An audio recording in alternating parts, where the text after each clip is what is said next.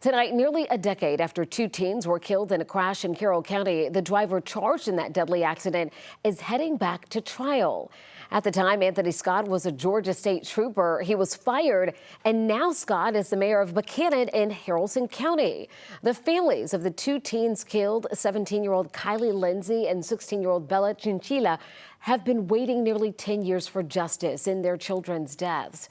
11 Alive's Cody Alcorn live for us in the newsroom with what's different this time around, Cody.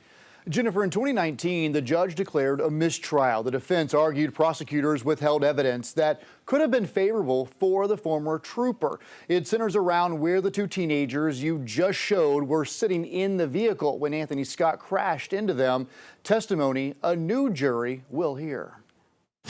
September 26, 2015, Trooper Anthony Scott's dash cam was recording as he approached Highway 27 and Holly Springs Road near Bremen, a 55-mile-per-hour zone. Troopers say he was going 90 miles per hour, slowing down to 65 before crashing into a vehicle which was turning left with four teenagers inside. Kylie Lindsay and her friend Isabella Chinchilla were killed. A week later, Scott was fired, and in 2017, he was indicted, charged with second-degree vehicular homicide, serious injury by vehicle, speeding, and reckless driving. 2 years later, Scott went on trial in 2019. At the time, he was a Buchanan councilman. He took the stand in his own defense. I thought they were probably going to stop in that left lane, so I went to the right, but they never did stop and kept coming, and I tried to go back to the left, but I couldn't. Scott said he was on his way to get his radio from another trooper. No lights or sirens. I noticed the car was filling up with smoke,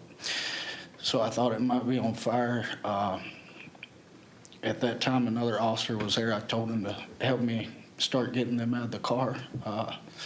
So I got the driver out of the car and took him to the side of the road. Jurors ended up deadlocked, split on the most serious charges of vehicular homicide and serious injury by vehicle. As they deliberated, the defense filed a motion for a mistrial. They argued prosecutors withheld information surrounding theories of where the teens killed were sitting in the vehicle and could have played a role in the crash. Information the jury was never able to hear. May not have made a difference.